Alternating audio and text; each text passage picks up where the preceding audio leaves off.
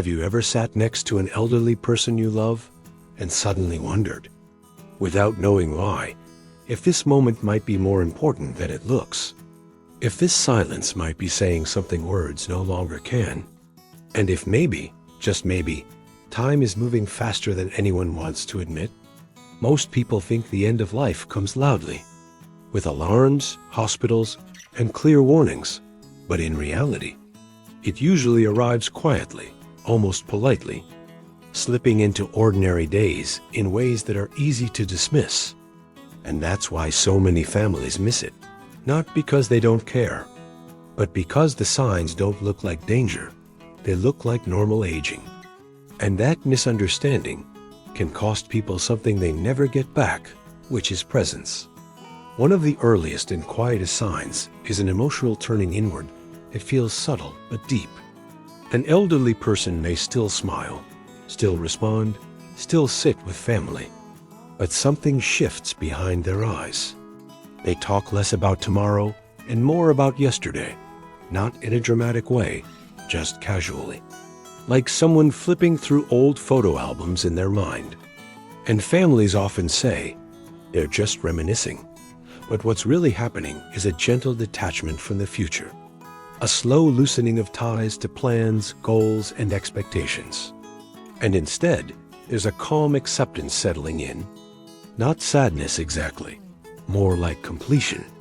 And sometimes they'll stop arguing, stop correcting people, stop needing to be right, which can look like peace, but is also a sign that the outside world is losing its urgency.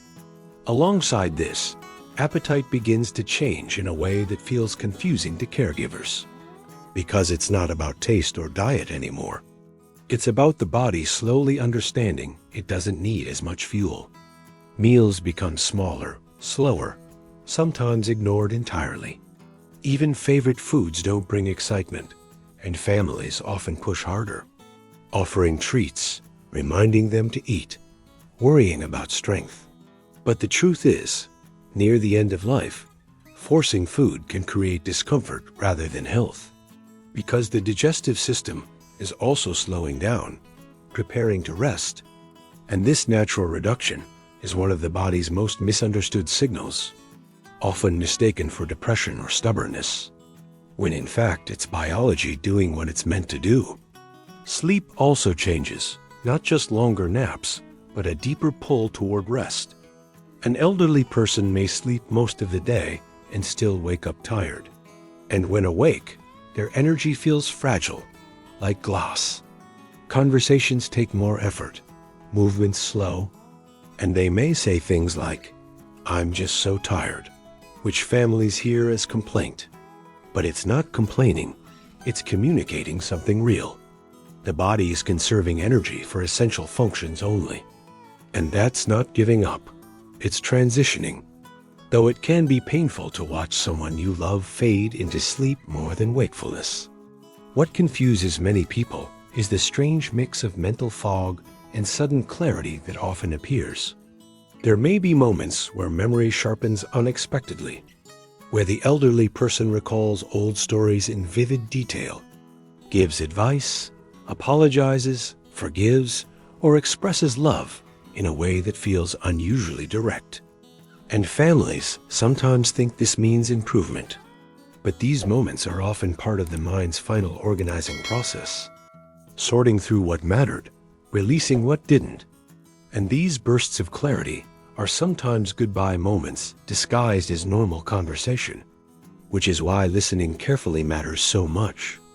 Breathing patterns also shift quietly, becoming irregular, shallow, with pauses that make loved ones watch closely without realizing why they feel uneasy. There may be frequent sighs, soft breaths, long spaces between inhales, and because it's not dramatic, it's often ignored. But these changes reflect the body's systems slowly recalibrating, preparing for rest, and it's one of the most reliable physical signs that time is changing. Perhaps the most emotional sign of all is a change in connection. An elderly person may suddenly want to see specific people. Not everyone, just a few, or they may hold hands longer. Look at loved ones more deeply. Speak less, but communicate more through touch and eye contact. And sometimes they'll say simple things that carry enormous weight, like, "You'll be okay," or "I'm proud of you." Statements that sound ordinary until later, when their meaning becomes heartbreakingly clear.